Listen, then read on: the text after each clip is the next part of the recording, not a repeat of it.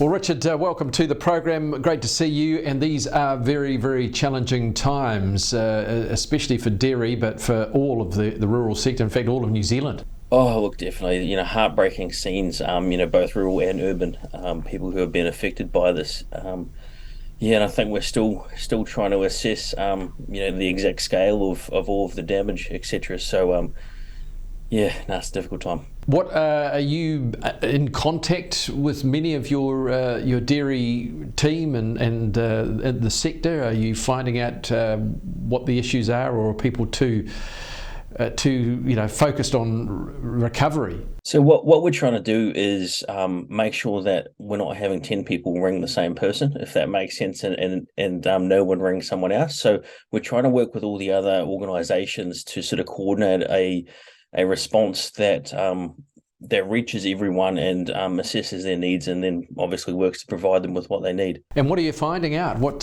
is happening out there? Look, people have been affected in obviously different ways based on the topography of their land and just where the rainfall was. But plenty of people have power back now, and they're moving more towards being able to access their farm and look after their stock better, and starting to look towards what their feed requirements will be over time. And then there are still people that are still very cut off and don't have power or much of anything, and have had very little comms from anyone. So it's a little bit varied in that respect. From a dairy perspective, my understanding is that the milk processors have got round essentially all of the dairy farms to assess the likelihood of being able to pick up their milk, and sort of when, and then work with them along with Dairy NZ, etc., to provide some advice around best management of the herd, whether it's better to dry the cows off if they're not going to be able to pick up their milk for some time, or whether or not they could carry on milking and dumping the milk for a week or two, and then their milk be picked up going forwards. Obviously, feed budgets come into this as well.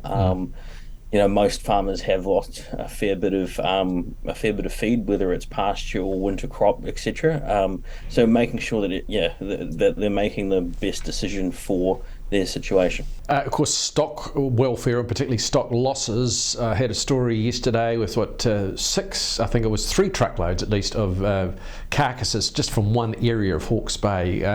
I don't think we probably realise how bad at this point the number of stock losses will be. No, it's heartbreaking, isn't it? It's that situation that, especially when waters rise so fast, farmers obviously need to move their stock to higher ground as they can and all that sort of thing. But when it happens so fast, it's very hard to get them all shifted in time.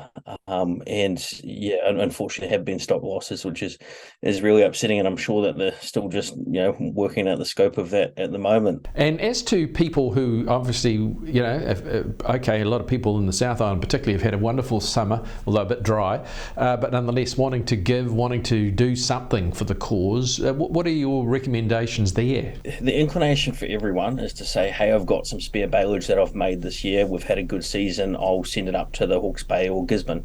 But the cost of getting a unit load of 47 bales from Canterbury to the Hawke's Bay is $6,000. And when you consider that a bale of baleage is normally worth about $100 a bale, the freight costs sort of outweigh the value of it to an extent. And so that's to be considered. Also, sending it up right now can cause a bit of a logistical headache, because farmers are focused on trying to get their water supply back up and running and the power going so that they can, just make everything else work with their house, etc. And so the feed will definitely be required in time, but not just yet. And so if they could hold off on sending it right away, that would be great, because farmers will need it over the autumn and over the winter. But even a better thing to do, particularly if freight is going to be, quite expensive, would be to donate the likes of palm kernel to the effort, because the palm kernel isn't in Southland or Canterbury or wherever. It's up at the Mount, so not too far away from Hawke's Bay and Gisborne.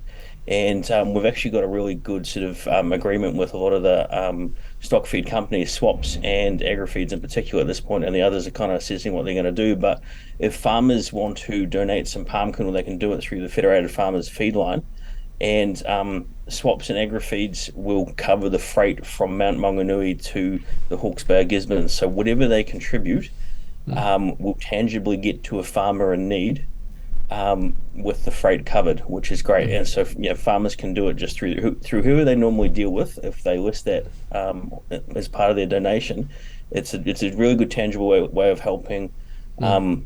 Without the freight cost. So who do they get in touch with to organise this? Obviously the person they normally deal with, but is there a Fed Farmers website that has all this information? So look, initially, if they just go to the Federated Farmers website, click on the link around donating feed, and if they put the details in there, including the company that they deal with, then when the feed is required by farmers, and like I said, that isn't necessarily now, but it certainly will be in time, then they will be contacted along with their feed rep, and it will be organised through them. So it won't necessarily go out of your account straight away, or it won't.